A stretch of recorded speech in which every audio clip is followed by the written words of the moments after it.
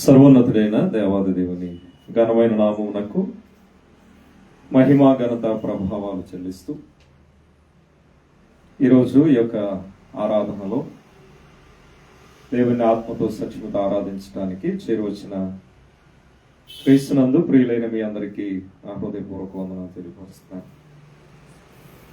దేవుని మహాకృపను బట్టి మరి యొక్క ఈ తరుణమందు దేవుని సన్నిధిలో ఆయన ఆరాధించుకునే గొప్ప భాగ్యాన్ని మనం కలిగి ఉన్నాం. అందరికీ లేనటువంటి ఒక మంచి సమయాన్ని దేవుడు మనకి ఇచ్చారు. సమయాన్ని అందరికీ ఇచ్చినప్పటికీ వినియోగించుకోలేని స్థితిలో లోకం ఉంటే ఆయన ఎరిగినటువంటి వారమై మనము ఆయనను ఆరాధించడానికి ఈ స్థలానికి వచ్చాం. కనుక దేవుడు మన ఎడల చూపిన ఆయన ప్రేమను బట్టి మనం ఎల్లప్పుడూ కూడా దేవునికి కృతజ్ఞులు. ఉదయకాల సమయం ఆరాధనలో కొన్ని దేవుని మాటలు మనం ఆలోచన చేయబోతున్నాం. ప్రాముఖ్యంగా ఆరాధనలో మన ఆత్మను సిద్ధపరిచి దేవుణ్ణి ఆరాధించేలా చేసేది వాక్యం మాత్రమే.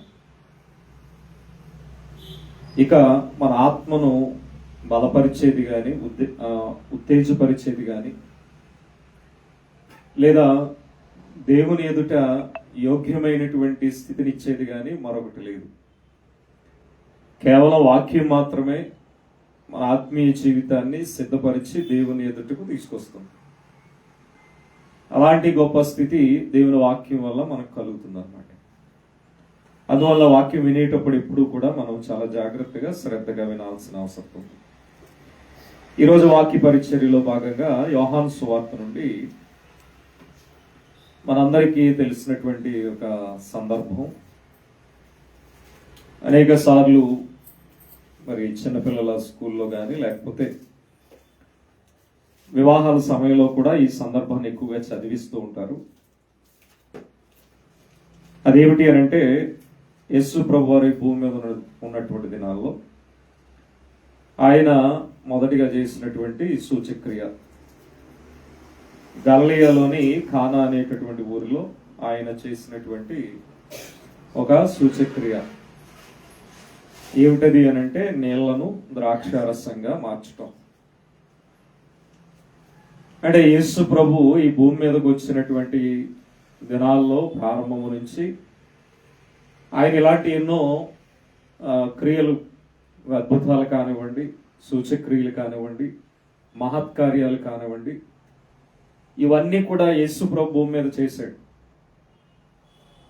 ఎందుకు అసలు యేసు ప్రభు ఇలాంటి మహత్కార్యాలు చేశాడు? ముందున్నటువంటి వారు కానీ తరువాత ఉన్నటువంటి వారు కానీ ఎందుకు చేయలేకపోయారు, ఎందుకు చెయ్యలేరు అనేది మనం ప్రశ్న పెట్టుకుంటే, ఆయన ఈ భూమి మీద దేవుని కుమారుడిగా నిరూపించబడడం అనేది దేవుని సంకల్పంలో జరగాలి.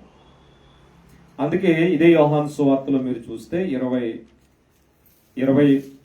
అధ్యాయము యోహాను సువార్తలోనే, అంటే ఎందుకు యేసు ప్రభు ఈ క్రియలన్నీ చేయాల్సి వచ్చింది? 30వ వచనాన్ని చదువుదాం.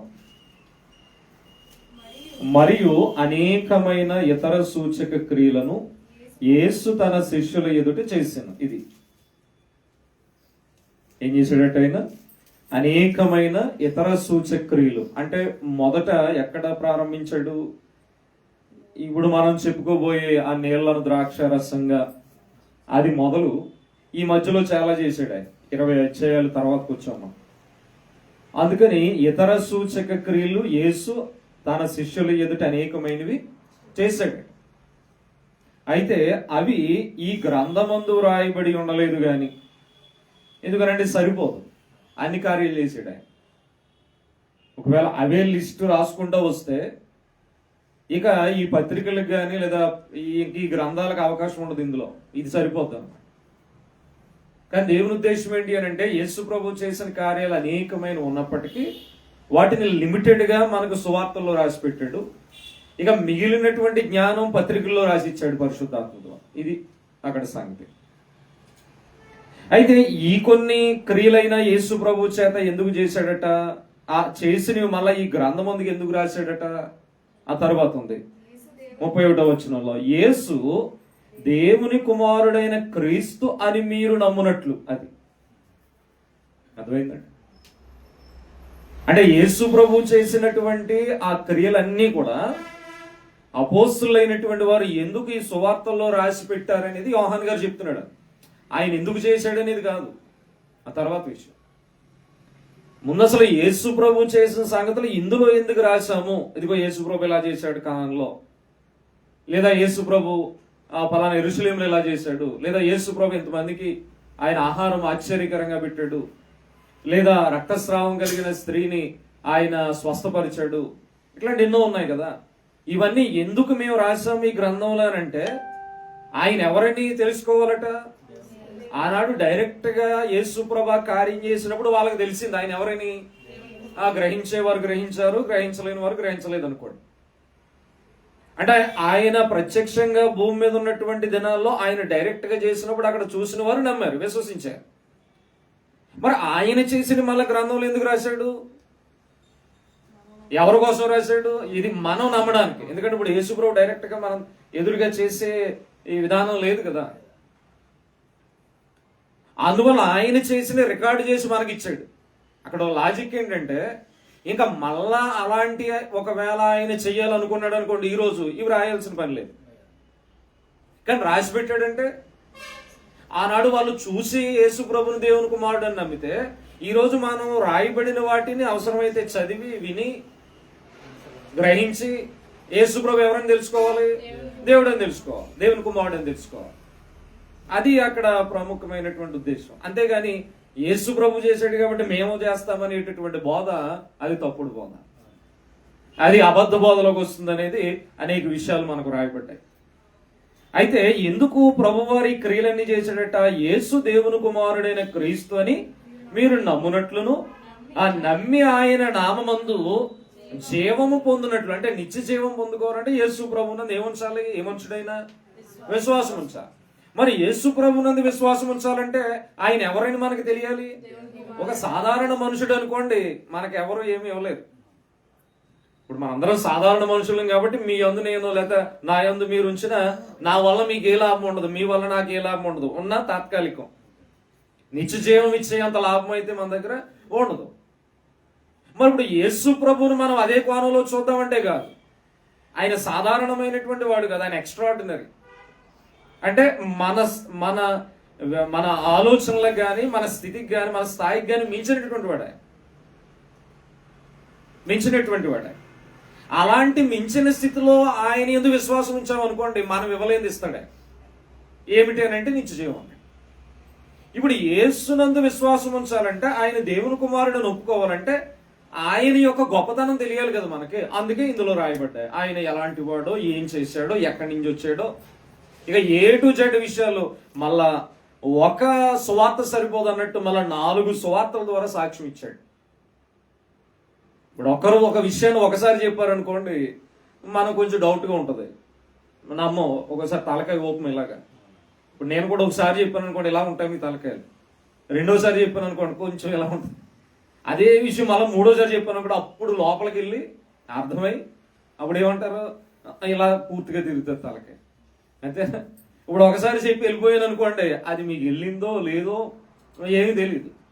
ఇప్పుడు తలకాయ ఊపారు అనుకోండి, దాని అర్థం ఏంటంటే అది మీ హృదయంలోకి మ్యాక్సిమం వెళ్ళినట్టే, మీ ఆలోచనలోకి వెళ్ళినట్టే, మీకు అర్థమైనట్టే. అర్థమవుతుందా? కనుక ఇక్కడ మనం గమనించాల్సిన విషయం ఏంటంటే, ఒక సువార్తను రాసి యేసు ప్రభుని గురించి భక్తులు చెప్పలేదు, అపోస్తులు.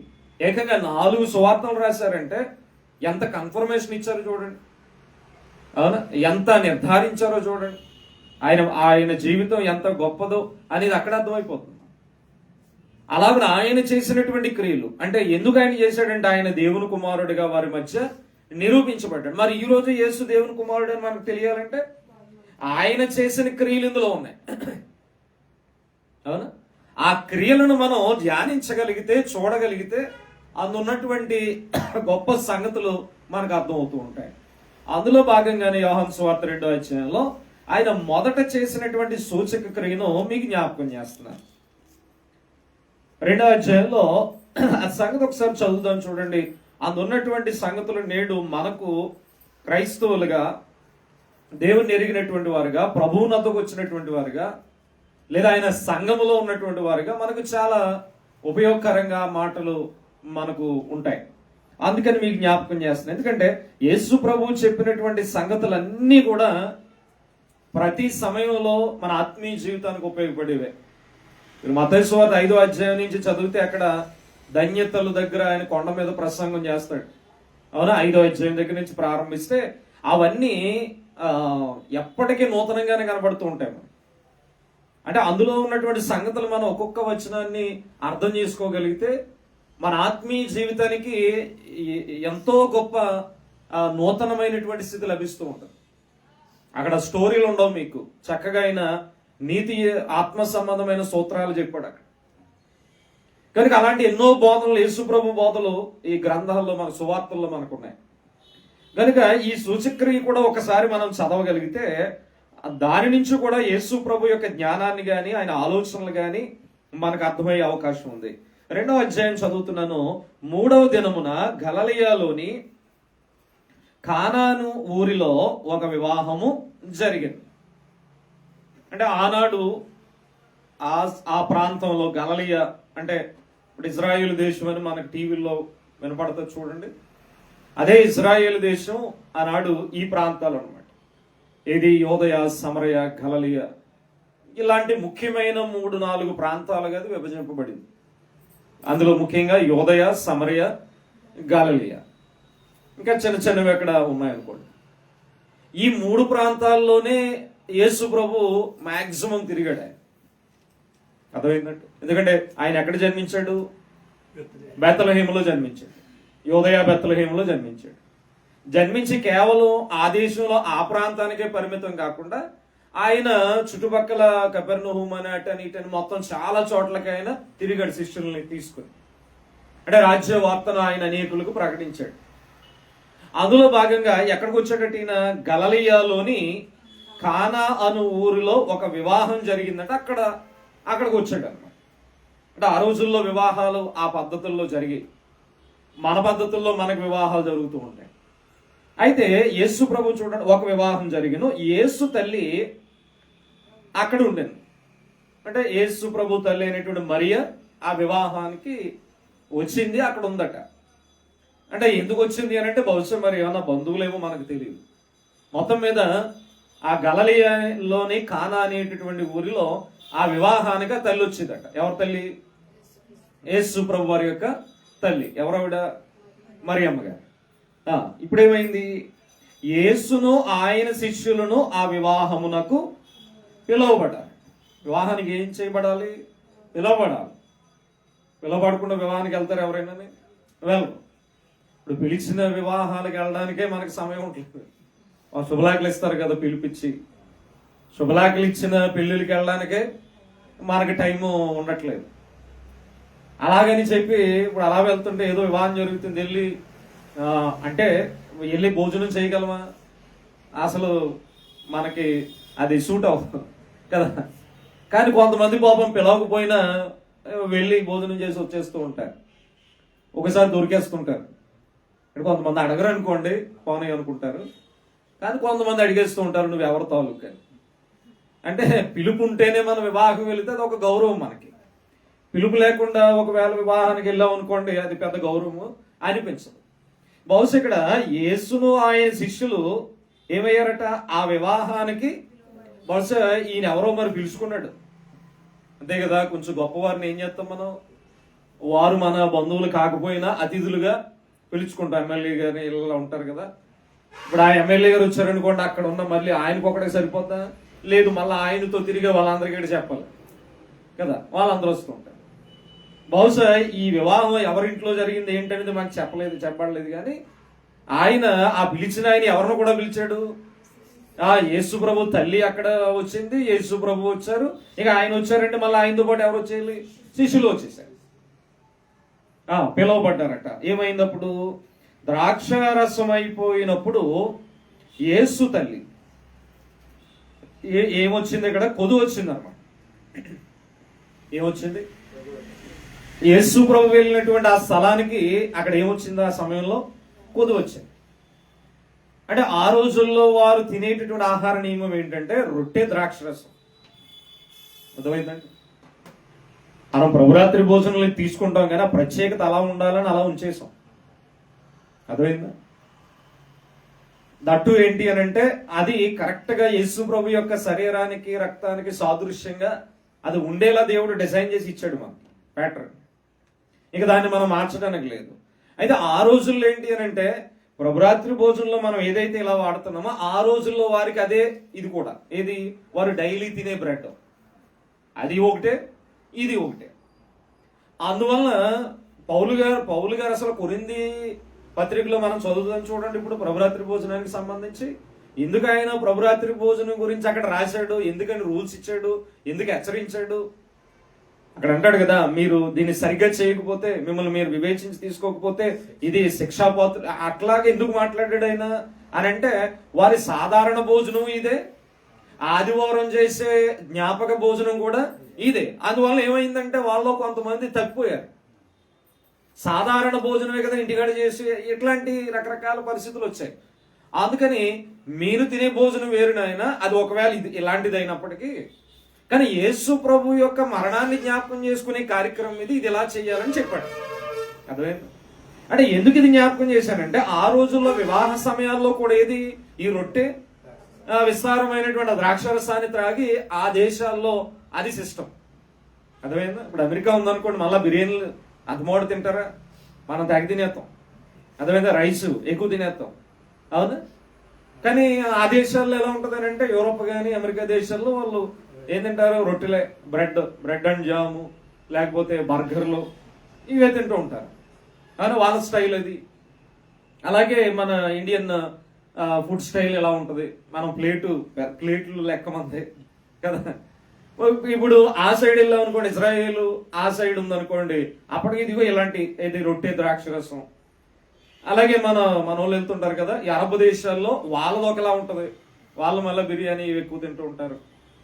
అంటే ఇలాగున ప్రపంచంలో ఆయా దేశాలు ఆయా పద్ధతులను బట్టి వారి విధానాలు వరకు ఉంటాయి.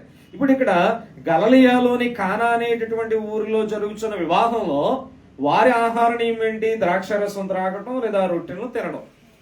అయితే ఇక్కడ యేసు తల్లికి ఒకటి కనబడిందట. ఏమిటది? ద్రాక్షారసం అయిపోయినప్పుడు యేసు తల్లి వారికి ద్రాక్షారసము లేదని ఆయనతో చెప్పగా, ఎవరితో? యేసు ప్రభుతో చెప్పిందట. అర్థమైందా? ఇప్పుడు ద్రాక్షారసం లేకపోతే ఆవిడ ఏం చేయాలి? వేరే మార్గాలు ఉంటాయి, వేరే మార్గాలు ఉండొచ్చు. కానీ ఈ వార్త ఎవరి దగ్గర పట్టుకొచ్చింది? ఇక్కడ ఒక విషయాన్ని కూడా మనం గమనించుకోవాలి. అంటే కొన్నిసార్లు కొదువులు వస్తూ ఉంటాయి. అది వివాహంలో నేను అన్ను, ఈ రోజుల్లో వివాహాల్లో కొదువులు తక్కువ అనుకోండి. అంటే మన జీవితంలో కొదువు గురించి మాట్లాడుతున్నాం.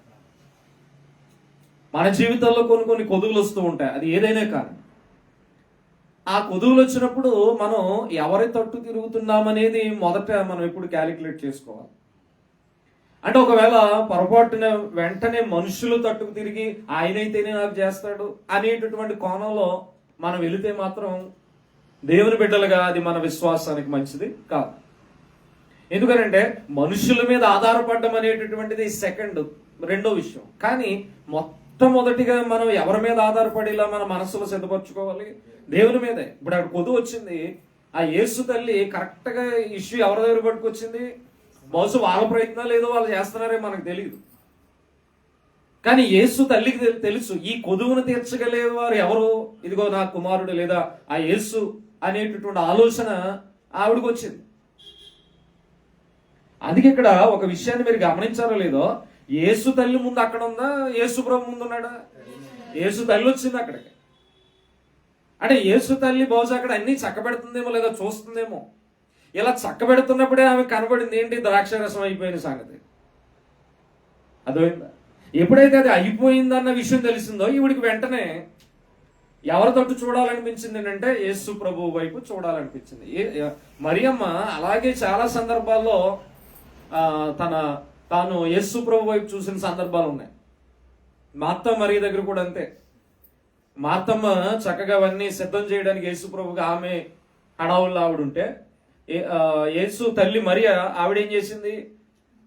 యేసు ప్రభు దగ్గర కూర్చొని ఆయన చెప్పే మాటలను వినదండి. అప్పుడు యేసు ప్రభు ఏమన్నాడంటే ఉత్తమమైనది ఎంచుకుంది మరియా అన్నాడు. అంటే ఇక్కడ మనం అర్థం చేసుకోవాలి, అంటే యేసు తల్లి ప్రతి సమయంలో కూడా ఆయన వైపు చూడడానికి ప్రయత్నం చేసిన సందర్భాలు ఉన్నాయి మనకి. ఇప్పుడు ఇక్కడ కూడా కొదువ వచ్చింది. ఆ కొదువ వచ్చినప్పుడు ఆమె ఎవరి వైపు చూస్తుంది అని అంటే ద్రాక్షారసం లేదని యేసు వైపే చూస్తుందట. యేసు ప్రభుతో చెప్పగా ఆయన ఏమన్నాడో చూడండి, 4వ వచనంలో, యేసు ఆమెతో, అమ్మ నాతో నీకేమి పని, నా సమయం ఇంకను. అది అంటే కంగారు పడకు, ఓకే నా దగ్గరికి పట్టుకొచ్చావు, నాకు తెలుసు అది, అయితే ఇంకా నా సమయం రాలేదు, నేను చేయాల్సిన సమయం ఉంది, నేను చేస్తాను. అంటే అక్కడ కూడా ఒక విషయం, మన కొదువు దేవుని ముందు పెట్టినప్పుడు లేదా ప్రభు ముందు పెట్టినప్పుడు ఆయన చేయాలనుకున్నటువంటి సమయంలో దాన్ని చేస్తాడు. అంతేగాని ఇమీడియట్గా ఒక్కొక్కసారి మనకి రాకపోవచ్చు మనకి జవాబు. ఇప్పుడు యేసు తల్లే కదా, ఆయన కుమారుడే కదా, ఈవిడ వీళ్ళకి చెప్పిన వెంటనే ఆయన చేసేయచ్చు కదా, అంతేనండి. ఆయనకు అలాంటి కంగారు లేదు. ఆయన సమయాలు కాలాలు అన్ని ఎరిగినటువంటి వాడు. అసలు ఆయన అక్కడికి ఎందుకు వచ్చాడో ఆయనకు తెలుసు. కనుక ఈరోజు మనం ప్రార్థనలో మన కొదువును ఆయన ముందు పెడుతున్నప్పుడు ఇక్కడ నేర్చుకోవాల్సిన చిన్న విషయం, ఆయన ఇవ్వగల సమర్థుడని మనం ఎరిగి ఆయన దగ్గరకు వచ్చాం కనుక ఆయన ఎప్పుడు ఇస్తే అప్పుడు తీసుకోవాలి. ఒకవేళ ముందే కంగారు పడిపోయాం అనుకోండి, చూడండి కంగారులో ఎలా ఉంటాయి పనులు, హడావిడి అయిపోతాయి కదా. హడావిడిలో కానీ కంగారులో కానీ పనులు ఎలా ఉంటాయి, ఒకసారి అవి ఫెయిల్ అయిపోతుంటాయి, అంతేనా. ఇప్పుడు ఏదో వస్తువు ఇవ్వాలి, కంగారు ఇచ్చాడు, కింద పడిపోయింది అనుకోండి, అంతేనా.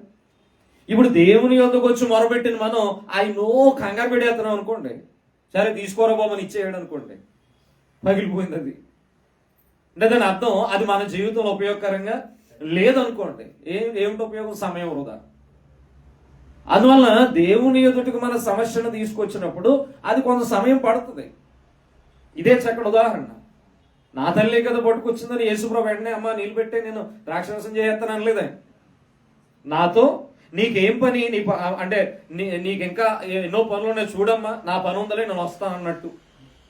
నీకేం పని, నా సమయం ఇంకను రాలేదనను. 5వ వచనంలో, ఆయన తల్లి పరిచారకులను చూసి, అంటే అక్కడ అవి వడ్డించేవారు లేకపోతే అంటే మనం క్యాటరింగ్ బాయ్స్ ఏమో మరి అలాంటి వాళ్ళు, ఆయన తల్లి ఆ పరిచారకులను చూసి ఏమన్నదట, ఆయన మీతో చెప్పున్నది.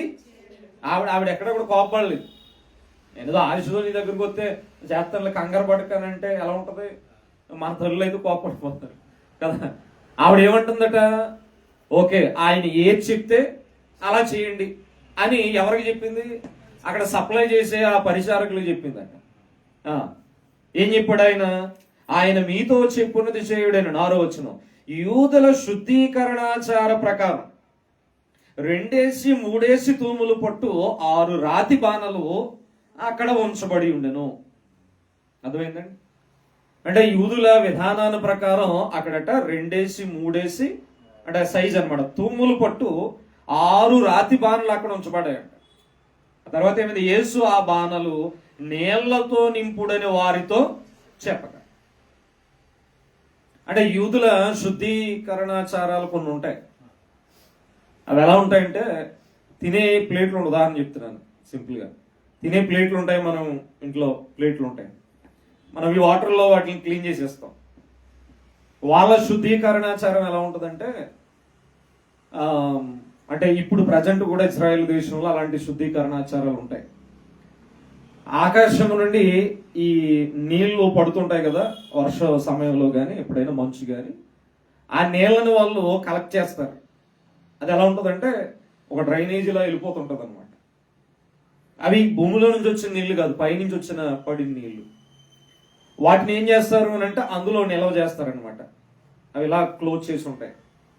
ఈ తినేసిన ప్లేట్లు కానీ లేకపోతే మొట్టమొదటిగా ఉపయోగించే ప్లేట్లు కానీ వాళ్ళు ఏం చేస్తారు తెలుసు, అక్కడ పట్టుకొచ్చి ఆ నీళ్ళలో ముంచి క్లీన్ చేయరు, జస్ట్ నీళ్ళలో ముంచి పట్టుకుని వెళ్ళి తర్వాత వాళ్ళు ఉపయోగించుకుంటారు. అంటే అది ఒక రకమైన మన భాషలో అయితే సెంటిమెంట్ అనుకోవాలి, వాళ్ళ భాషలో ఏంటంటే శుద్ధీకరణం అనమాట. అలా శుద్ధి చేసుకునేవారు. అది మనం చూస్తే ఆశ్చర్యం, ఇదేంటో బాబు అని అనుకుంటాం, కానీ వాళ్ళ ట్రెడిషన్స్ అవన్నీ. అలాగే యూదుల ధర్మాల్లో కూడా ఇలాంటివి ఎన్నో ఉన్నాయి. దేవుడు లేవ్యకాండాలు ఇవన్నీ చదివితే అలాంటివి ఎన్నో మనకు బయటకు వస్తాయి. ఇప్పుడు ఇక్కడ యూదుల శుద్ధీకరణాచార ప్రకారం 2-3 తుమ్ములు పట్టు 6 రాతి బాణలు అక్కడ ఉంచబడితే యేసుప్రభు ఏం చెప్పాడట, ఆ బాణలు అంటే పెద్దవి, అంటే మన డ్రమ్ములు అంత పెద్దగా ఉండవు అనుకుంటాను నేను, సరే అనుకోండి.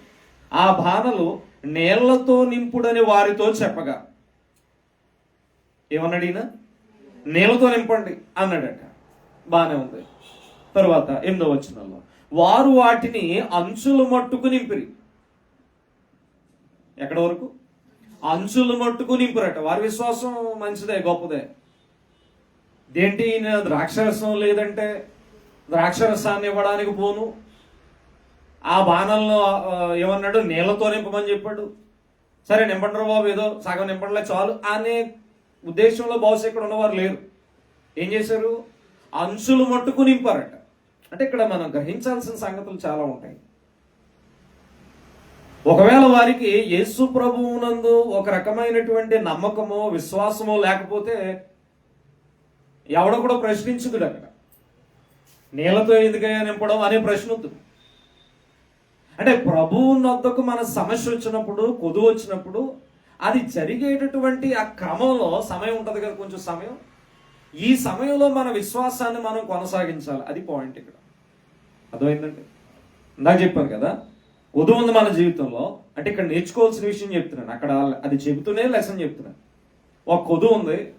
ఆ కొదువును బట్టి యేసు తల్లి ఎవరి దగ్గరికి వచ్చింది? యేసు ప్రభు దగ్గరికి వచ్చింది. ఇప్పుడు మన జీవితంలో ఉన్న కొదువో, సమస్య, అవసరత ఏదో ఉంటుంది. దానిని బట్టి మనం ఎవరి వైపు చూడాలి? మొట్టమొదటిగా యేసు ప్రభు వైపే చూడాలి, దేవుని వైపే చూడాలి. ఇప్పుడు ఆయన వైపు చూసినప్పుడు వెంటనే ఆయన చేసేస్తాడని అంటే ఒకసారి సమయం పట్టవచ్చు. మరి ఈ గ్యాప్లో దేనికి పరీక్ష? మన విశ్వాసానికి పరీక్ష. అర్థమైందా? మన విశ్వాసానికి పరీక్ష. అంటే అడిగినటువంటి నేను నిరీక్షిస్తున్నటువంటి నేను నా విశ్వాసాన్ని ప్రభువు మీద కొనసాగిస్తున్నానా లేదంటే విడిచిపెడుతున్నానా? సరే ఆయనే చేస్తారులే అని వదిలేస్తున్నానా అనేటటువంటి ప్రశ్నలు ఇక్కడ వస్తాయన్నమాట. నిజంగా ఇక్కడ నింపమని చెప్పబడినటువంటి వారు అంచులు మట్టుకు నింపారంటే, ఒక రకంగా చెప్పాలంటే వారి విశ్వాసం అక్కడ ఏమైంది? యేసు ప్రభు చేస్తాడు, ఎందుకంటే ఆయన గొప్పవాడు, ఇదిగో ఆయన తల్లి ఇక్కడ ఉంది. బహుశా ఇలాంటివి ఎన్నో ఆలోచించుకుని ఉండొచ్చు. మొత్తం మీద నింపారండి. మన విశ్వాసం కూడా ఆ విధంగా నింపబడాలి. మన కొదువు ఆయన ముందు పెట్టినప్పుడు ఈ జరిగే క్రమంలో మనం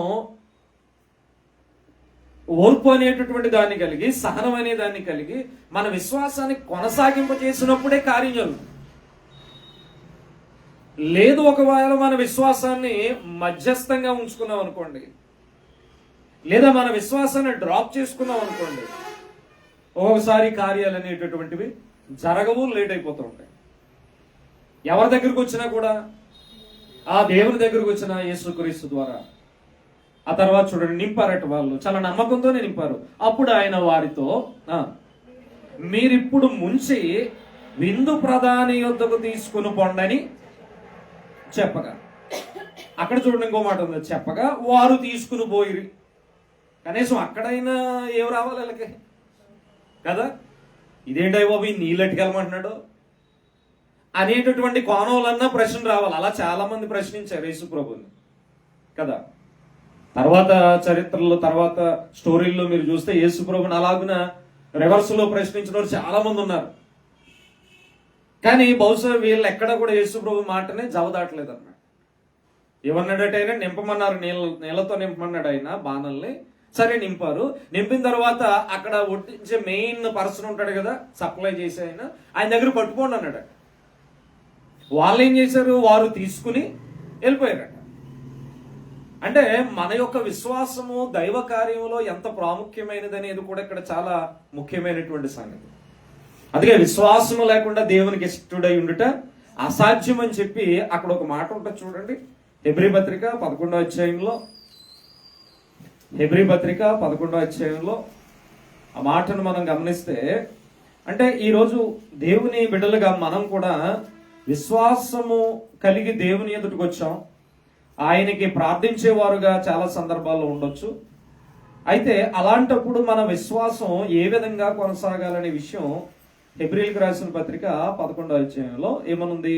6వ వచనంలో, విశ్వాసము లేకుండా దేవునికి ఇష్టడై ఉండుట అసాధ్యం. ఓకే, ఆ దేవుని యొద్దకు వచ్చేవాడు ఆయన ఉన్నాడనియు తను వెదకు వారికి ఫలము దయచేవాడనియు నమ్మవలను కదా. అంటే ఆయన యొద్దకు వచ్చావు, వచ్చినటువంటి వానికి ఏముండాలట? ఆయన ఉన్నాడు, తను వెదకు వారికి ఏమి ఇవ్వగలడు? ఫలము దయచేయవాడనే విషయాన్ని నమ్మాలట. ఈ గ్యాప్లో అర్థమైందా? ఏ గ్యాప్లో? నువ్వు దేవుణ్ణి అడిగిన పొందుకునే ఈ మధ్య గ్యాప్లో. ఇప్పుడు యేసుతల్లి ఆయన దగ్గరికి వచ్చింది, ఆయన చేస్తానమ్మన్నాడు, కంగారు పడకన్నాడు. ఈ మధ్యలో కొంత సమయం ఉంది కదా, ఈ సమయంలో ఆయన మొదలుపెట్టి ఏమన్నాడు? నీళ్ళ నింపమన్నాడు. ఆ నీళ్ళ నింపమనేటటువంటి ఈ నింపలేడా? లేదా శిష్యులకి ఆయన చెప్పలేడా? శిష్యులారా ఇల్లు నీళ్ళ నింపమని? లేదా ఈయన నీళ్ళని గద్దించిన ఆయన నీళ్లతో నింపబడును కాక బార్లంటే నింపబడవా? అంటే అక్కడ అర్థం చేసుకోవాల్సింది ఏంటంటే, దేవుడు రెడీగానే ఉన్నాడు ఏది కార్యం చేయడానికి. ఇప్పుడు ఆ కార్యం యొక్క ఫలాన్ని పొందుకోవడానికి మన విశ్వాసం ఎలా ఉందనేది ఆయన కొలుస్తూ ఉంటాడు. కొలత అలా కొలిచే విధానంలో ఇక్కడ బాణాలు నింపిన వారు సక్సెస్ అయ్యారు. ఎందుకంటే అంచులు మొట్టుకు నింపారు, మర్చిపోకూడదు మాటలు. మళ్ళా ఆయన ఏమన్నాడు? తీసుకుని వెళ్ళమంటే తీసుకుని వెళ్ళిపోయారు. అంటే వీళ్ళు ఏమి నమ్మారు? యేసు ప్రభువుని నమ్మారు.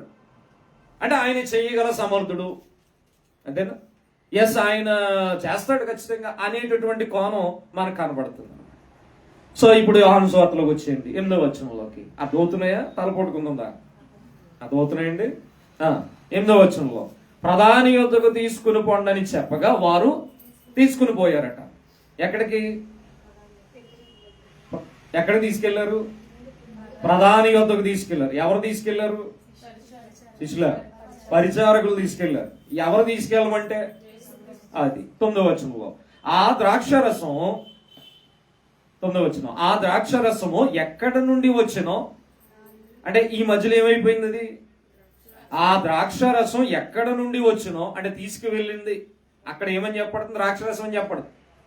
ఆ ద్రాక్షరసం ఎక్కడ నుండి వచ్చినో ఆ నీళ్లు ముంచి తీసుకుని పోయిన పరిచారకులకే తెలిసినది గాని విందు ప్రధానికి తెలియకపోయిన గనుక. అంటే వీళ్ళకి తెలుసట తీసుకెళ్ళిన వారికి. ఎందుకని? యేసు ప్రభు ఇదిగో నీళ్లతో నింపాడు, మమ్మల్ని తీసుకుని వెళ్ళమన్నాడు అనే సంగతి ఎవరికి తెలుసు? పరిచారకులకు తెలుసు. కానీ ఈ విషయం అంతా ఎవరికి తెలియదట? వడ్డించే ఆయన ఉంటాడు కదా, సప్లై చేసే ఆయన ఉంటాడు కదా, ముఖ్యమైన ఆయనకి తెలియదట. తెలియకపోయిన గనుక ఆయన ఏమన్నాడో చూడండి. ద్రాక్షారసమైన ఆ నీళ్లు రుచి చూచినప్పుడు, ఇది కొంచెం విచిత్రంగా ఉంటుంది. ద్రాక్షారసమా నీళ్ళ? ద్రాక్షారసమైన ఆ నీళ్ళు అన్నాడు. అంటే బహుశా నీళ్లుగా కనబడుతున్న రుచికి ఎలా ఉంది అనే నేను అనుకుంటున్నాను. ద్రాక్షారసమైన ఆ నీళ్లు అంటే అక్కడ కూడా పాయింట్. ఇప్పుడు దేవుడు మనల్ని ఈ విధంగా మనం ఆయన అడిగినప్పుడు సరే ఆయన దీవించాడు మనల్ని. అవి ఒక్కొక్కసారి మనకి ఎలా కనబడతాయి? అర్థం కాలేదా? ఇప్పుడు ఆ నీళ్లు తీసుకెళ్లిన వారు ఆ వడ్డించిన ఆయనకి తెలియదట. కానీ అక్కడ ఏమన్నాడు? ద్రాక్షారసమైన ఆ నీళ్లు అన్నాడు. అంటే కనబడడానికి ఎలా ఉన్నాయి? నీళ్లుగా ఉన్నాయి, కానీ టేస్ట్ వచ్చేసింది అక్కడ. ఇప్పుడు దేవుడిచ్చేవి కూడా మనం వెయిట్ చేసాం, దేవుడిచ్చాడు, కళ్ళగా ఎలా కనబడతాయి? నీళ్ళులాగా కనబడతాయి, కానీ టేస్ట్ ద్రాక్షరసంలో. అర్థమైంది? అంటే మనం పొందుకునేటటువంటి ఫలాలు ఒకవేళ వేరే వారికి కనబడకపోవచ్చు, ఒకవేళ మనమే ఇదేనా అని అనుకోవచ్చు, కానీ దాని వెనుక దేవుడు గొప్ప తీపిదనాన్ని దాచిపెడుతూ ఉంటాడు, లేదా విలువైనటువంటి స్థితిని దాచిపెడుతూ ఉంటాడు. అది మనం గుర్తించాలి. అందుకని అక్కడ ఆ విందు ప్రధాని ద్రాక్షారసమైన ఆ నీళ్లు రుచి చూచినప్పుడు ఆ విందు ప్రధాని పెండ్లి కుమారుణ్ణి పిలిచి, ఎవరు పిలిచాడు? పెండ్లి కుమారుని పిలిచి తిట్టాడా? కాదు. ప్రతి వాడును మొదట మంచి ద్రాక్షారసము పోసి జనులు మత్తుగా ఉన్నప్పుడు జబ్బు రసము పోయిను. అంటే టెక్నిక్ అన్నమాట. ఇది ఎలా చెప్పొచ్చు మనం? నేడు ఒక ఉదాహరణ చెప్పండి దానికి. ఉన్నారు ఇక్కడ? ఏముంటది అలాగా? మొదట ఇలా పోసి తర్వాత దాన్ని మార్చేది ఒకటి ఉంది, తెలీదా మీకు? వడ్డించేటప్పుడు కూర్చుని అర్థం కాలేదు. ఇక్కడ మీరు అది అక్కగా అర్థమైంది. సాంబార్ ఏం చేస్తాము అంటే మనం చేయమనుకోండి, జనరల్గా మొదట మంచి చిక్కగా ఒరిజినల్ వేసేస్తారు, చివరికి వచ్చినోడికి ఏమవుతుంది? పాల్చబడిపోద్ది, నీళ్ళు వేసేస్తాం. ఇప్పుడు ఇక్కడ అదేది గొడవ. అంటే జనరల్గా ఎలా ఉంటుంది అని అంటే, విలువైనటువంటి మంచి ద్రాక్ష రసం ఏం చేస్తాడట? లాస్ట్ లో వేస్తాడట. ఇక్కడ రూల్ లాస్ట్ లో వేస్తాడట, అంతేనా? కాదు, ఫస్ట్ లో వేస్తాడట.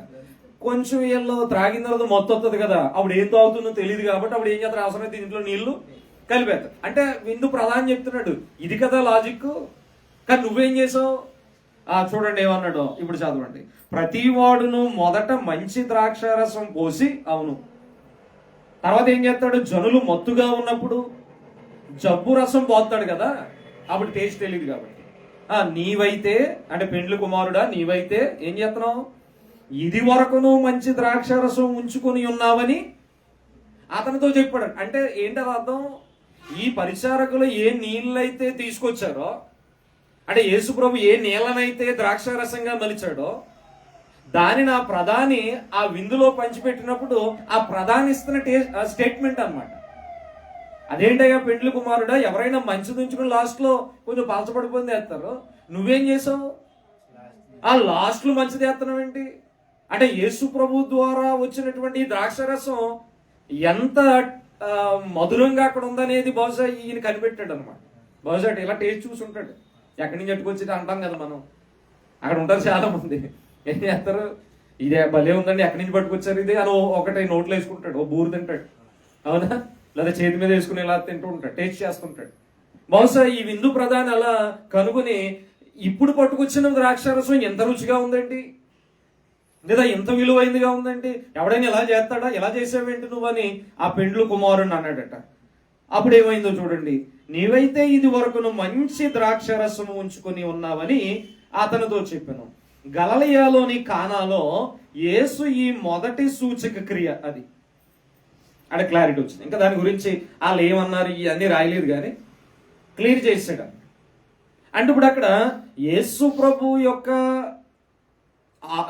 దీవెన లేదా యేసు ప్రభు యొక్క ద్వారా ఇవ్వబడినటువంటి ఆ యొక్క నీళ్లు ద్రాక్షారసంగా మారినటువంటి ఆ సందర్భాన్ని అక్కడ జ్ఞాపకం చేస్తూ యేసు ప్రభు ఇదిగో గలిలయలో మొదట సూచక్రియ చేశాడు, ఆ తద్వారా దేవుని మహింపరిచారని ఆ మాటల కింద కనబడతాయి. చూడండి, గలిలయలోని కానాలో యేసు ఈ మొదటి సూచక క్రియను చేసి తన మహిమను బయలుపరిచును, అందువలన ఆయన శిష్యులు ఆయన యందు, అంటే ఆనాడు ఆయన డైరెక్ట్ గా చేసినటువంటి క్రియలను బట్టి విశ్వాసం ఉంచారు, చూశారు కాబట్టి ఇలా కావతాం.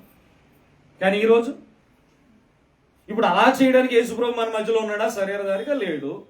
అందుకని సిస్టమ్ మార్చాడు ఆయన. ఇక మీరు చూసి నమ్మేవారుగా ఉండొద్దు. ఆనాడు చూసి నమ్మారు మా వాళ్ళు శిష్యులు, లేదా ఆనాడు ఉన్నటువంటి ప్రజలు యేసుప్రభు జీవించినంత కాలం. మరి ఈ రోజు యేసుప్రభు దేవుని కుమారుడని కానీ యేసుప్రభు నందు విశ్వాసం ఎలా కలుగుతుంది మనకి? చూడకుండానే ఎలా మరి? చూడకుండానే ఆయన యందు విశ్వాసం ఎలా కలుగుతుందంటే, ఆనాడు ఆయన ఉన్నప్పుడు చేసిన సంగతులు ఉన్నాయి కదా, వాటిని అపోస్తులు ఏం చేశారు? రాసిచ్చారు కదా. ఇప్పుడు వీటిని మనం ఏం చేయాలి? చదివి గ్రహించి వాటిని ఆలోచన చేయగలిగితే ఎవరి యందు విశ్వాసం? అది అంటే వారు చూసి విశ్వాసాన్ని సంపాదించుకున్నారు. ఈ రోజు మనం వాక్యం ద్వారా చూడకుండానే ఆయన యందు విశ్వాసాన్ని కలిగి ఆయన దేవుని కుమారుడని, రక్షకుడని, ప్రభువుని ఒప్పుకుని నిత్యజీవం కొరకు మనం ఆయన వెంబడిస్తున్నాం. కనుక ఇక్కడ ఈ సందర్భాన్ని బట్టి మనం గ్రహించాల్సిన సంగతులు ఏంటి అని అంటే, నేడు యేసుని మనం ఏ విధంగా స్వీకరిస్తున్నామనే ప్రశ్న మనం వేసుకోవాలి. ఆయన యొద్దకు వచ్చినటువంటి మనం ఎంత విశ్వాసం కలిగి అదిగో ఆ పరిచారకుల వలె మనం కొనసాగుతున్నాం అనేది గుర్తించాలి. ఒకవేళ ఆయన యొద్దటి విశ్వాసాన్ని కొనసాగిస్తే ఆయనిచ్చే ఫలం ఎంత టేస్టీగా ఉంటుంది అనేది ఆ విందు ప్రధాని గ్రహించాడు కదా, అవును? ఈరోజు మనం కూడా గ్రహించేవారుగా ఉండాలి. అంటే ఆ తల్లి వచ్చి అడిగింది, అమ్మా కంగారు పడకన్నాడు ఆయన, నాతో నీకేం పని అన్నాడు. ఇంకొక మాట అన్నాడు అక్కడ, నా సమయం ఇంకను. అంటే ఒకవేళ దేవుడే తాను అనుకున్నటువంటి సమయంలో మనకు ఫలం ఇచ్చాడు అనుకోండి, ఎలా ఉంటుంది? మధురంగా ఉంటది, విలువైందిగా ఉంటది. నిజంగా యేసు ప్రభువే కనుక వాళ్ళు వచ్చి అడిగారు కాబట్టి కంగారుగా ఏదో చేసేసాడు అనుకోండి, వేరేలా ఉండదునేమో మనకు తెలియదు. కానీ ఆయన అనుకున్నటువంటి సమయంలో ఒక క్రమంగా వారి విశ్వాసాన్ని పరీక్షిస్తూ ఆయన చేసుకుంటూ వెళ్ళాడు. చివరికి ఆ పెండ్లి కుమారునికి ఏమొచ్చింది అక్కడ ఇంటికి? ఎవరైనా తిట్టారా? చెప్పాలి. పెండ్లి కుమారుడిని ఎవరైనా తిట్టారా? ఏంటే బాబు ఇలాంటి భోజనం పెట్టావని? లేదు. ఆ విందు ప్రధాని పిలిచి నువ్వు ఇలాంటి గొప్ప ఘనకార్యం చేసావని మెచ్చుకున్నాడు. మరి తిన్నవాళ్ళు ఏమని అనుకుని ఉండొచ్చు? ఆ ముందు తినేసోళ్ళు ఒకవేళ మళ్ళీ వచ్చి ఉంటే వాళ్ళేమని అనుకుని ఉండొచ్చు కదా. అక్కడ ఆ స్టోరీ లేకపోయినా మనం ఒకసారి ఆలోచన చేయొచ్చు. అంటే మొత్తం మీద ఏమైంది అంటే యేసు ప్రభు చేసినటువంటి ఆ క్రియ, ఆ సూచక్రియ వలన, అంతేనా, ఆయన ఇచ్చినటువంటి ఒక గొప్ప బహుమానం వలన ఆ పెండ్లి కుమారునికి కానీ పెండ్లి ఇంటికి కానీ అక్కడంతా కూడా ఆయన వల్ల ఏం కలిగింది? మహిమ కలిగింది. ఈరోజు దీని నుంచి మనం గ్రహించాల్సిన విషయం ఏంటంటే, ఈరోజు ఒకవేళ క్రీస్తుని మనం హత్తుకుని లేవనుకోండి, క్రీస్తు నందు లేవనుకోండి, క్రీస్తుని కలిగి లేవనుకోండి, మన ఆత్మీయ జీవితంలో ఆ విలువైనటువంటి మధురమైనటువంటి జీవితాన్ని మనం పోగొట్టుకుంటాం, ఫలాలను పోగొట్టుకుంటాం. ఒకవేళ ఇక్కడ యేసు ప్రభువే లేకపోతే ఏమవుతుంది? ఆ ఇంటికి, ఆ పెండ్లి కుమారునికి చాలా మాట అవుతున్నాం. మామూలు సమయాల్లో మాట వేరు, ఒక రోజు అంటాడు, రెండో రోజు మూడో రోజు మర్చిపోతాం. కానీ వివాహ సమయంలో ఏదైనా లోటు వచ్చింది అనుకోండి, తెలుసా మీకు? వివాహ సమయంలో ఏదైనా లోటు వచ్చింది అనుకోండి, ఏం చేస్తాడు? చాలా కాలం వాళ్ళు గుర్తుంచుకుంటారు. అవసరమైతే మళ్ళా వివాహం ఆ రోజు వచ్చినప్పుడు జ్ఞాపకం వచ్చేస్తూ ఉంటుంది. అంతేనా? ఇలాంటి సందర్భాలు ఉంటాయి. కనుక యేసు ప్రభు ఉండడం వల్ల అక్కడ ఘనత శాశ్వతంగా ఉంది. ఇప్పటివరకు చెప్పుకుంటున్నాం. ఒకవేళ యేసు ప్రభువే ఇదిగో ఆ పెండ్లికి వెళ్ళకపోతే, పెండ్లి సమయాల్లో ఎందుకు చదివిస్తారంటే, అంటే యేసు ప్రభు ఆనాడు కానాను అనే విందులో అక్కడ ఉన్నప్పుడు, పెండ్లిలో ఉన్నప్పుడు ఎలా అక్కడ సమృద్ధి అనేటటువంటి దొరికిందో, ఎక్కడ అక్కడ విలువైనటువంటి దొరికిందో చివరి వరకు, అలాగే ఈ వివాహంలో కూడా యేసు ప్రభు మా మధ్యలో ఇదిగో వాక్యం ద్వారా ఉంటే ఏ కొదువ ఉండదనే కోణంలో చదివిస్తారనమాట ఈ మాటలు. అది అక్కడ వివరించరు కానీ ఇదంతాను చదివిస్తారు. కారణం ఏంటంటే క్రీస్తున్న చోట ఏముండదు? కొదువు ఉండదు. అది అంతే స్ట్రైటింగ్. కాబట్టి ఈరోజు మనం ఎక్కడ ఉండాలి? ఇప్పుడు క్రీస్తు ఉన్నాడు కాబట్టి అక్కడ కొదువు లేదు. ఆ క్రీస్తున్న చోట వాళ్ళందరూ ఉన్నారు కాబట్టి వాళ్ళకి కొదువు లేదు. అంతేనా? పెళ్లి కుమారుని ఇంటికి ఘనత వచ్చింది, ఆ కుటుంబానికి ఘనత వచ్చింది. మరి ఈరోజు క్రీస్తున్న దగ్గర మనం ఉన్నాం అనుకోండి, కొదువు ఉంటుందా? ఇప్పుడు క్రీస్తు లేని చోట మనం ఉంటే ఎక్కడ క్రీస్తు ఉన్నాడు, ఎక్కడ క్రీస్తు లేడు? అదే ప్రశ్న ఈరోజు. అదే ఆనాడు శరీరధారిగా ఆయన అక్కడ ఉన్నాడు కాబట్టి క్రీస్తు అక్కడ ఉన్నాడు, సరిపోయింది. మరి ఈరోజు శరీరధారిగా ఉంటే మనం యేసు ప్రభుని ఒక 2026 సంవత్సరం కూడికి మనం పిలుద్దామైంది. అంతేనా? మన భాషలను పిలుచుకున్నట్టు. అంటే ఉదాహరణ చెప్తున్నా. ఎందుకంటే ఆయన చాలా, ఒకవేళ ఆయన శరీరధారిగా ప్రపంచం అంతా పిలవాలి, ఆయన కదా బిజీ, మనకు దొరకడు ఆయన. అంతేనా? ఇప్పుడు అలాగే పిలిచారు పెండ్లికి ఆయన ఇక్కడ ఈ సందర్భంలో. ఇప్పుడు అలాగున్నాడా పోనీ ఆయన పిలుద్దామంటే లేడు. ఆయన తన శరీరాన్ని విడిచిపెట్టాడు. ఎలా ఉన్నాడు ఇప్పుడు? ఆయన దేవుని కుడి పార్శ్వాన ఆత్మరూపిగా ఆయన ఆసీనుడై ఉన్నాడు. నేడు మన మధ్యలో ఎలా ఉన్నాడనే సంగతి మన అందరం ఎరిగిన వారమే. వాక్య రూపంలో ఉన్నాడు. అంటే క్రీస్తు మన మధ్యలో ఉంటే, లేదా క్రీస్తు ఉన్న చోట మనం ఉంటే రెండు ఒకటే. అంతేనా? క్రీస్తునందు ఉంటే, క్రీస్తు ఉన్న చోట మనం ఉంటే కొదువు ఉండదు. అంతేనా? ఒక క్షణం లేట్ అవ్వచ్చు, కానీ విలువైందే ఇస్తాడు ఈ సందర్భాన్ని బట్టి. ఇప్పుడు ఇంతగా ఆ క్రీస్తు ఉన్నటువంటి స్థలం ఏది, లేదా క్రీస్తు ఉన్నటువంటి ఆ స్థలం ఏది, లేదా క్రీస్తు ఎక్కడున్నాడనే ప్రశ్న మనం వేసుకుంటే ఆయన శరీరధారిగా లేడు, భూమి మీద ఉన్నాడని చెప్పడానికి. అర్థమైందా? మరి ఎలా ఉన్నాడు? ఆయన దొరికే స్థలం ఏది అంటే ఆయన వాక్యం ఉన్నటువంటి చోటే ఆయన ఉన్నటువంటి స్థలం. ఒకవేళ వాక్యం లేదనుకోండి, ఎవరు లేరు అక్కడ? క్రీస్తు లేడు. ఒకవేళ వాక్యం లేని చోట క్రీస్తు లేనప్పుడు అక్కడ కొదువు ఉంటుందా? ఖచ్చితంగా కొదువు ఉంటుంది. ఎందుకని? ఎవరు లేరు? క్రీస్తు లేడు కాబట్టి. మరి క్రీస్తున్న స్థలం ఏది? వాక్యం ఉన్న స్థలం. అర్థమైందా? ఈరోజు క్రైస్తవ సమాజాలు, సంఘాలు పరిశీలన చేస్తే వాక్యం ఉండేటటువంటి స్థలాలుగా కనబడట్లేదు. అంతేనా? మనం 40-50 నిమిషాల గంట వాక్యాన్ని చెప్పుకుంటాం, ఎవరు చెప్పరు. వెతకండి మీరు. ఏదో కొద్ది సమయం ఆ కీర్తన చెప్పేస్తారు అంతే. కానీ గంట దాటి మేము గొంతు చించుకునే వాక్యాన్ని బోధిస్తూ ఉంటాం. దీని వెనుకున్న మర్మం ఏంటి అని అంటే, ఇక్కడ వాక్యం ఎంత సమయము ఇక్కడ వెత్తబడుతుందో, ఎవరున్నారు అక్కడ? క్రీస్తున్నాడు. ఎవరి మాటలు ఇవి? ఆయనయే, దేవుని మాటలే. ఎప్పుడైతే ఆయన మాటలు ఇక్కడ ప్రకటింపబడుతున్నాయో, ఇక్కడ నిలుచున్నాయో, ఆయన ఎక్కడ ఉన్నాడో ఇక్కడ కొదువు ఉండదు. ఇక్కడంటే ఈ స్థలం అని కాదు, మన మధ్యలో. అది సంఘమైన కుటుంబమైన. కనుక క్రీస్తు ఉండేటటువంటి స్థలంలో మనం ఉండడానికి ప్రయత్నం చేయాలి. వాక్యం ఎక్కడైతే లేదో అక్కడ మనం ఉండకూడదండి, 100%. ఎందుకంటే ఉపయోగం లేదు. ఇంకొక మాట్లాడుతాను, ఇప్పుడు వాక్యం లేదు, వాక్యం లేకపోతే ఎవరు లేరని చెప్పుకున్నాం? క్రీస్తు లేడు, అది వాస్తవమే. మరి వాక్యము లేక క్రీస్తు ప్రభువు లేకపోతే తండ్రి ఉంటాడా? చెప్పండి. క్రీస్తు ప్రభు లేకుండా తండ్రి ఉంటాడా? ఉండడు. క్రీస్తు ప్రభు తండ్రి లేకపోతే పరిశుద్ధాత్ముడు ఉంటాడా? అంటే వాక్యం లేకపోతే దేవుడే ఉండడు. అది పాయింట్. అంతేనా? ఇప్పుడు వాక్యం లేకపోతే దేవుడు లేనప్పుడు, వాక్యము దేవుడు లేకపోతే ఇంకెవరు ఉంటారు అక్కడ? అది ఇంకా ఇంకో ప్రశ్న లేదు. వాక్యము దేవుడు లేకపోతే ఇంకెవరు ఉండాలి అక్కడ? వాడే ఉండాలి కదా. మరి వాడున్న స్థలంలో మనకు పని ఏంటి? అందుకే చాలా చోట్ల వాక్యము దేవుడు ఉండడు కాబట్టి, ఆడుంటాడు కాబట్టి ఏముంటది అక్కడ? అది అర్థమైందా? గంతులు ఉంటాయి, అల్లర్లు ఉంటాయి, పెడబొబ్బలు ఉంటాయి, లేదంటే రకరకాల విన్యాసాలు ఉంటాయి. అందుకే నేడు సంఘాల్లో వాక్యానికి విలువ లేనటువంటి సంఘాలు, సమయం లేని సంఘాలు చాలా ఉన్నాయి. అలాంటి చోట మనం ఉండడానికి ప్రయత్నం చేయకూడదు. వాక్యం ఉన్న చోట, అంటే ఇక్కడ కూర్చేయమన్న ఉద్దేశం కాదు, వాక్యం ఉన్న చోటకి మనం ప్రాధాన్యత ఇవ్వాలి. ఎందుకంటే అక్కడ క్రీస్తుంటాడు, క్రీస్తుంటే దైవత్వం ఉంటుంది. వారు ఉన్నటువంటి స్థలంలో మనం ఉంటే కొదువు అనేటటువంటిది మన దరి చేరదు. ఎందుకు ఆరాధన ఎంత ప్రాముఖ్యమైందని చెప్తానంటే, నేను ఇప్పుడు ఆరాధనలో దైవం మన మధ్య ఉండేటటువంటి సమయం ఇది. అర్థమైందా? దైవం మన మధ్య ఉండే సమయంలో మనం ఆయన దగ్గర ఉన్నాం అనుకోండి, నీ కొదువు చెప్పక్కర్లా, తెలుసా? కొదువు చెప్పక్కర్లేదు. ఇంకా నేను ముగింపు ప్రార్థనలు ఏదో మీకోసం అని చేస్తాను తప్ప పేర్లెట్టి.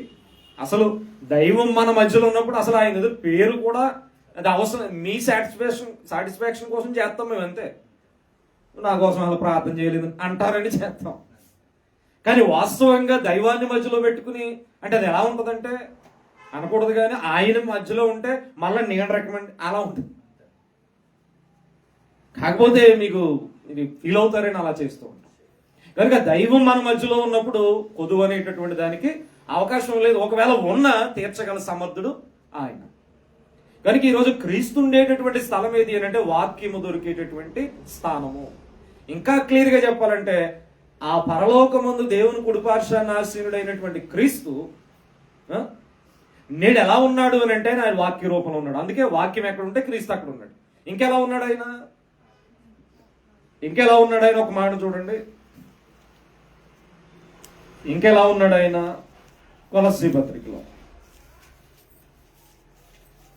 కొలస్సీలకు రాసిన పత్రికలో 1వ అధ్యాయం 17వ వచనం చివరిగా ఈ మాట చదివి ముగిస్తాను. ఆయన అన్నిటికంటే ముందుగా ఉన్నవాడు, ఆయనే సమస్తమునకు ఆధారభూతుడు. అక్కడ ఆయనే మాట మీరు పైనుంచి చదువుకుంటే క్రీస్తు గురించి చెప్పబడుతుంది. ఇప్పుడు ఆయనట, ఇప్పుడు 18వ వచనం చూడండి. సంఘము అను శరీరమునకు ఆయనే. అది ఎవరైనా? క్రీస్తే. అంటే దేవుని కుడిపార్శ్వాన ఆసీనుడైన ఆయన ఈ భూమి మీద ఎలా ఉన్నాడు అంటే, అక్కడుండి ఇక్కడ డ్యూటీ చేస్తున్నాడు. మన భాషలో చెప్పాలి, అర్థమైందండి? అక్కడ దేవుని కుడిపార్శ్వాన్ని కూర్చుని ఇక్కడ భౌతికమైన తన శరీరాన్ని విడిచిపెట్టాడు, కానీ ఈ భూమి మీద ఇంకొక శరీరాన్ని కట్టేశాడు. మీరు అది యోహాను సువార్త 2వ అధ్యాయం చదివాం కదా మనం. ఆ 2వ అధ్యాయం చివరికి వెళ్ళి చదివేసుకుంటే అక్కడ ఏముంటదంటే, ఇదిగో ఈ శరీరాన్ని పడగొట్టి 3 దినాల్లో లేపుతాను. వాళ్ళకి ఇంకోలాగా అర్థమైంది. కానీ ఆయన ఏమన్నాడంటే, నా శరీరం గురించి కాదు, ఇది ఏమన్నాడు ఆయన? ఈ దేవాలయాన్ని పడగొట్టి ఇల్లు తిన అని అని అంటే ఇంతగా ఆయనే ఉన్నాడంటే ఆయన ఉద్దేశం ఏంటంటే ఇది నా శరీరం గురించి చెప్పండి మాట. ఆ తర్వాత తెలిసిన శిష్యులు ఇన్ని సంవత్సరాలు ఈ దేవాలయం కడిగితే ఈయన 3 దినాల్లో లేపేస్తాడట. అది వాళ్ళకి అర్థమైంది. ఈయన అన్నది ఏంటంటే దేవాలయం గురించి కాదు, ఆయన శరీరం అనే దేవాలయం. అది పాయింట్. అంటే ఆయన భౌతిక శరీరం అనేటటువంటి దానిని 3 దినాలు సమాధిలో ఉన్న అది తిరిగి లేచి ఏమైందో తెలుసా, ఆత్మ సంబంధమైన దేవాలయం అయిపోయింది. అంటే సంఘం అయిపోయింది. అర్థమైందా? అంటే శరీర సంబంధమైన క్రీస్తుగా లేడు ఆయన. ఇప్పుడు ఏ సంబంధి అని క్రీస్తు మన మధ్యలో ఉన్నాడు? ఏ శరీరాన్ని ఇక్కడ భూమి మీద పెట్టాడు ఆయన? ఆత్మ సంబంధమైన శరీరాన్ని కట్టాడు. అది నా శరీరం అన్నాడు. సంఘాన్ని ఏమన్నాడు ఆయన? నా శరీరం. అంటే అక్కడ దేవుని కుడిపార్శ్వాన ఆసీనుడైనటువంటి ఆయన దేవుని పక్కనే ఉండి ఇక్కడ ఎలా కనెక్ట్ అయ్యాడు? శరీరానికి శిరస్సు అయిపోయాడు. అర్థమైందా? కనెక్షన్స్ జాగ్రత్తగా గమనించాలి. అక్కడ దేవునితోనూ కనెక్షన్ ఉంది ఆయనకి. ఏమైనాడు? దేవుని కుడిపార్శ్వాన కూర్చున్నాడు. దేవుని కుడిపార్శ్వాన్ని కూర్చుని మళ్ళా భూమిని విడిచిపెట్టాడా? ఇక్కడ నమ్ముకున్న వారిని విడిచిపెట్టాడా? ఆయన ఎదుగు వచ్చిన వారిని చూద్దాంలే తర్వాత అన్నాడు? అలాంటిది లేదు. ఒకవైపు ఆయన అనిపిస్తూ ఉంటది, ఇప్పుడు కుడిపార్శ్వాన్ని కూర్చున్నాడు కదా, మరి ఈ పక్క ఏం పెట్టుకున్నాడు? యేసుప్రభు అంటే సంఘాన్ని పెట్టుకున్నాడు అని మనం ఆలోచించవచ్చు. అర్థమైందా? కనుక భూమి మీద ఆయన ఆత్మ సంబంధమైన శరీరాన్ని పెట్టుకుని దానికి ఏమైపోయాడు? శిరస్సు అయిపోయాడు.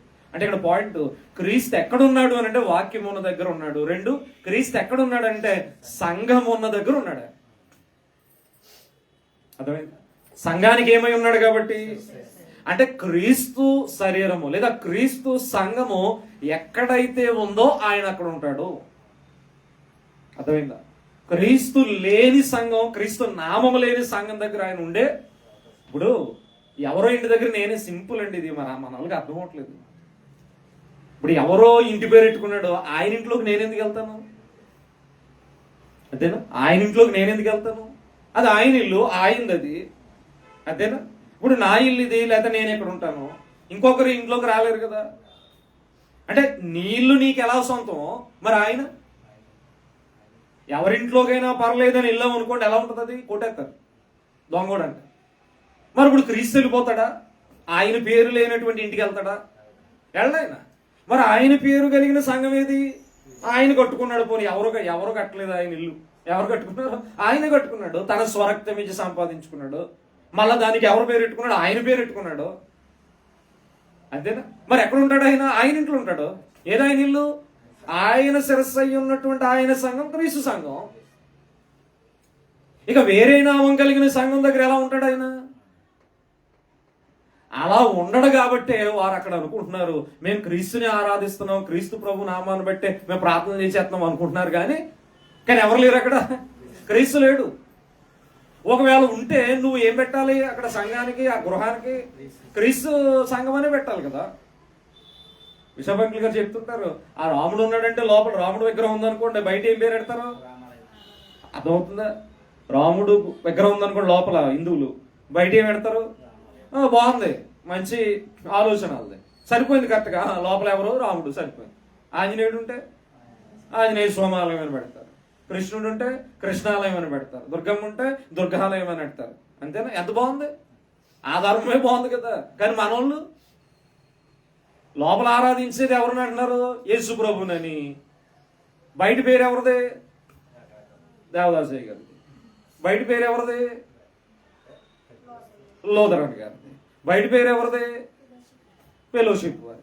బయట పేరు ఎవరిది? ప్రభుదాస్ గారి. ఎంత అన్యాయం ఇది! పోనీ ఆయన లోపల ఈయన పేరు పెడితే బాగుంటది. రివర్స్ అనమాట. అన్నాను వాళ్ళకున్న నీతి కూడా మన దగ్గర లేదండి. లోకస్తుల దగ్గర ఉన్న నీతి కూడా లేదు. లోపల నిజంగా నువ్వు క్రీస్తుని ఆరాధిస్తూ ఉంటే, క్రీస్తు నామంలోనే ప్రార్థన చేస్తుంటే నీకు వచ్చిన నొప్పి ఏంటి? బయట పేరెట్టుకోవడానికి ఒక్కరు. కాబట్టి ఈ ధర్మాన్నైనా మనం కనీసం ఆలోచన చేస్తే సింపుల్ అనమాట. చిన్నపిల్లడికైనా అర్థమైపోతుంది. నిజమే కదా. ఇదేంటి లోపల నేను ఇవన్నీ క్రీస్తు ప్రభు పేరట చేస్తున్నాను, ఆయన గ్రంథాన్ని ఇదేంటి పేరేంటి, వేరే పేరేంటి అని నేను తప్పు కదా, ఇది తీసేంటది అంటాం. కానీ మన వాళ్ళు అడుగేయలేకపోతున్నారు. కనుక ఆలోచన చేయండి. మన ఇంటికే మన పక్కోడు బయట పెడతారు కదా కింద, ఎవరింటి వెళ్ళకపోతే నిలయమని రాస్తారు, ఇంటి పేరుతో సరే నిలయమని యజమాని పేరు పెడతారు. ఇంకొకటి ఎవడైనా పెట్టి తీసేసి పెట్టండి, గొడవలు అయిపోతాయి. కనుక ఊరుకో. కనుక ఆ ఇల్లు ఎవరైతే కష్టపడి కట్టుకున్నారో వారి పేరే కదా సంఘాన్ని. క్రీస్తు ఏకంగా ఎంత కష్టపడ్డాడు, తన ప్రాణం ఇచ్చి రక్తం పెట్టి శ్రమలు అనుభవించి కడితే వీళ్ళు ఇష్టానుసారంగా మార్చేస్తున్నారు. మళ్ళా లోపల అయ్యో మీదేనండి కార్యక్రమం అంతానే, ఎవరు నమ్మేస్తాడు? అందుకని లోపల విచిత్రం. మీరు క్రీస్తు సంఘాలు చూడండి, ఇక్కడ ఉన్న మండపేటలో ఉన్న ప్రపంచంలో ఏ దేశంలో ఉన్నా ఇలాగే జరుగుతుంది తెలుసా. ప్రపంచంలో ఏ దేశంలో ఉన్నా ఒకవేళ ఒకటో రెండో ఎవరో తప్పిపోయి ఉండొచ్చు, కానీ 99% ఇలాగే జరుగుతుంది. అంటే పాటలు ఇలాగే ఉంటాయి, విధానం ప్రార్థన ఇలాగే ఉంటుంది, బోధ ఇలాగే ఉంటుంది, ప్రభు లార్డ్ సపర్ అలాగే ఉంటుంది. భాష మారవచ్చు, ఇంగ్లీషా హిందీ వేరే వేరే అవ్వచ్చు, కానీ ప్రపంచంలో ఏ మూలకెళ్ళి 90% ఇలాగే ఉంటుంది. మీరు కావాలంటే గూగుల్లో చెక్ చేసుకోండి, యూట్యూబ్లో చెక్ చేసుకోండి. మనం చేస్తున్నట్టు ఉండదు, లేదా వాళ్ళు చేస్తున్నట్టు మనం ఉంటుంది తెలుసా. కానీ ఈరోజు క్రీస్తు సంఘాలు కానిటువంటి సంఘాలు ఉన్నాయి చూడండి, ఒకరికొకరికి సమానంగా ఉండదు. అర్థమైందా? ఒకరు ఒకలా చేస్తే ఇంకొకరు ఒకలా చేస్తారు, ఇంకొకరు ఒకలా చేస్తే ఇంకొకరు ఒకలా చేస్తారు. అలా ఎవరికి పడితే వాళ్ళు చేసుకోవడానికి ఈ గ్రంథాన్ని ఇవ్వలేదు ఆయన. క్రీస్తు ఇచ్చిన ఆజ్ఞను బట్టి, క్రీస్తు ఇచ్చినటువంటి క్రమాన్ని బట్టి మనం చెయ్యాలని ఆయన ఈ గ్రంథాన్ని చేతిలో పెడితే దీన్ని పక్కడేసి ఇష్టానుసారమైనటువంటి క్రమాల్లో ఈరోజు కొనసాగిపోతున్నాయి. కనుక ఎందుకు ఈ మాటలు చెప్తున్నానంటే, ఆనాడు క్రీస్తు ఎక్కడైతే ఉన్నాడో అక్కడ కొదువ లేదు. మరి ఈరోజు క్రీస్తు ఎక్కడున్నాడో మనం అక్కడ ఉండాలి కదా. క్రీస్తు ఎక్కడున్నాడు అని ఆయన సంఘానికి సరసై కూర్చున్నాడు. ఆయన ఉన్న దగ్గరికి మనం వెళ్ళాలి. అందుకే ఈరోజు క్రీస్తు సంఘము దగ్గరే మీకు వాక్యం దొరుకుతుంది. దానికి కూడా అది క్లియర్ అయిపోయింది. క్రీస్తు సంఘం దగ్గరే మీకు వాక్యం దొరుకుతుంది, నిజమైన క్రీస్తు సంఘం దగ్గర. ఎందుకంటే ఇందులో చాలా మౌలీలు వచ్చేసాయి, అవన్నీ వేరు. కనుక క్రీస్తు ఉండేటటువంటి స్థలము ఆయన సంఘము.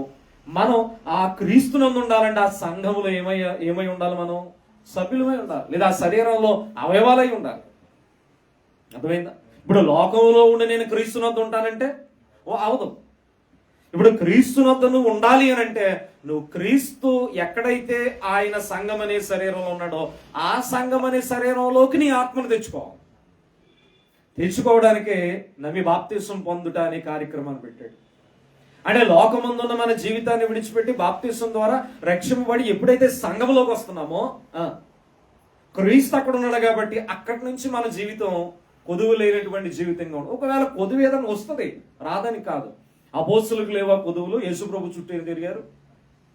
ఆనాటి సంఘాలకు లేవా కొదువులు? అపోస్తులు పౌలు గారికి లేవా కొదువులు? ఇంకా చెప్పాలంటే వాళ్ళకి మించిన కొదువులు కాదు మరి. వాళ్ళకి ఇంకా ఆహారం లేదు, జాగారాలు, అవునా? ఇంకా మనకి స్వేచ్ఛ ఉంది చక్కగా దేవుని ఆరాధించుకోవడానికి. అంత అసలు మన కంపారిజన్కే సరిపోదు మన భక్తి. అయినా కూడా దేవుడు ఈరోజు మనల్ని కాపాడుతున్నది, నడిపిస్తున్నాడు. కాబట్టి ఆయన సంఘములో మన ఆత్మలను ఎప్పుడైతే చేర్చుకుంటామో రక్షణ ద్వారా క్రీస్తునందు ఉన్నవారుగా మనం మిగిలిపోతాం. ఎప్పుడైతే క్రీస్తునందు వారుగా మనం ఉన్నామో అది కొదువు ఏ సమయంలోనైనా దేవుడు మనల్ని నడిపిస్తూ ఉంటాడు. కనుక క్రీస్తు ఉన్నటువంటి స్థలం ఉంది ఏమి లేదు, కొదువు లేదు. ఆనాడు కానా అనే ఊరిలో కూడా ఏమి లేదు, కొదువు లేకపోయింది. ఈరోజు క్రీస్తు ఉన్నటువంటి స్థలం సంఘములో మనం ఉండగలిగితే సంఘములో ఉన్న ప్రతి ఒక్కరికి ఏముండదు, కొదువు ఉండదు. కాబట్టి నేను క్రీస్తు సంఘములో ఉన్నానా, బయట సంఘంలో ఉన్నానా? క్రీస్తు నామం లేని సంఘంలో ఉంటే నువ్వు క్రీస్తులో ఉన్నవాడివి కాదు అనే విషయాన్ని ఎరిగి నమ్మి బాప్తిసం పొందగలిగితే రక్షింపబడి ఆయన సంఘంలో చేర్చబడతావు. దైవ దీవెనలు క్రీస్తు ప్రభు ద్వారా మనం పొందుకునే అవకాశం దేవుడు మనకిస్తాడు. ఈ మాటలు విన్న మీ అందరినీ సర్వోన్నతుడైన దేవుడు దీవించి ఆశీర్వదించాలని నేను ఆశిస్తూ మాటలు ముగిస్తున్నాను. విన్న మీ అందరికీ కూడా శుభం కలుగును గాక. ఆమేన్. అందరికీ వందనాలు. Thank you. ప్రార్థన చేసుకుందాం. ప్రార్థన చేసుకుని ఈ వాక్య భాగ సమయాన్ని ముగించుకుందాం. సర్వోన్నతుడైన మా తండ్రి, మహాపరిశుద్ధుడా, కృప కలిగిందేమా, మీ ఘనమైన పరిశుద్ధమైన నామమును బట్టి స్తోత్రాలు. ఇంతవరకు నాయన మరి ఆరాధనలో వాక్య పరిచర్యలో మాకు తోడైంది దేవా. మీ కుమారుడైన యేసుక్రీస్తు వారు ఉన్న చోట కొదువ ఉండదు అనేటటువంటి విషయాన్ని మేము నేర్చుకున్నాం. అవును తండ్రి, ఆనాడు ఆయన శరీరధారిగా ఉన్నటువంటి దినాల్లో ఆనాడు కొదువు లేదు కానాలో. ఈ రోజున ఆయన ఆత్మరూపిగా ఆయన ఉండి పరలోకమందు తండ్రి మీ కుడి పార్శ్వాన ఆయన ఆసీనుడై సంఘానికి శిరస్సుగా ఉండి తండ్రి సంఘములో ఉన్నటువంటి వారికి ఏ కొదువ లేకుండా ఆయన చూస్తున్నారు కనుక ఇంకా మేము ఒకవేళ నాయన మీ కుమారుని నామము క్రీస్తు నామము కలిగిన సంఘములో మేము లేమేమో నాయన తిరిగి మారు మనసు పొందడానికి నాయన తిరిగి బాప్తిస్వం పొంది రక్షింపబడడానికి కృప ఇచ్చేయండి. ఇంకా ఒకవేళ నాయన సంఘములో చేర్చబడగల లోకములోనే ఉన్నామేమో తండ్రి మీ సంఘములో చేర్చబడే భాగ్యాన్ని దాచిపెట్టి నాయన మీ కుమారుడు ఉన్నటువంటి ఈ స్థలమందు సంఘమనే ఈ స్థలమందు శరీరము కొదువ ఉండదు అనే విషయాన్ని మేము గుర్తించి నాయన తగిన నిర్ణయాలు తీసుకునే మనసు దయచేయండి. ఈ మాటలు విన్న వారందరినీ కూడా పేరు పేరున మీరు దీవించి ఆశీర్వదించమని నాయన వాక్యం విత్తబడిన చోట నాయన విత్తనము విత్తబడిన చోట అది ఎలా ఫలిస్తుందో అలాగనే వాక్యం అనే విత్తనము నాయన విత్తం ఆ పంటను నూరంతలుగా కోసే భాగ్యం దాచిపెట్టమని దేవా మాలో ఉన్నటువంటి లోటుపాట్లు సరిచేయండి. ఈ సమయాన్ని తండ్రి మరి శుభ సమయముగా మీరు మలుచుమని విన్నటువంటి ప్రతి హృదయాన్ని కూడా మీ వాక్యముతో తాకారు. మీకు స్తోత్రాలు. తగిన దీవెనలు వారికి దాచిపెట్టమని పరిశుద్ధతను దాయిచేయమని యేసుక్రీస్తు వారి పరిశుద్ధ నామములో ఈ ప్రార్థన అడిగి వేడుకొంచున్నాను మా తండ్రి, ఆమేన్. అందరికీ వందనాలండి. ప్రభురాత్రి భోజన కార్యక్రమంలో మనం ప్రవేశిద్దాం. ఒక కీర్తన పాడుకుని ప్రభు యొక్క మరణాన్ని మనము జ్ఞాపకంలోకి తెచ్చుకున్నాం. 115వ కీర్తన. ఏ పాపం ఎరుగనియో పావనమూర్తి 3 చరణాలు. ఏ పాపమెరుగనియో పావన పాప విమోచకుండా మా పాలి దైవమా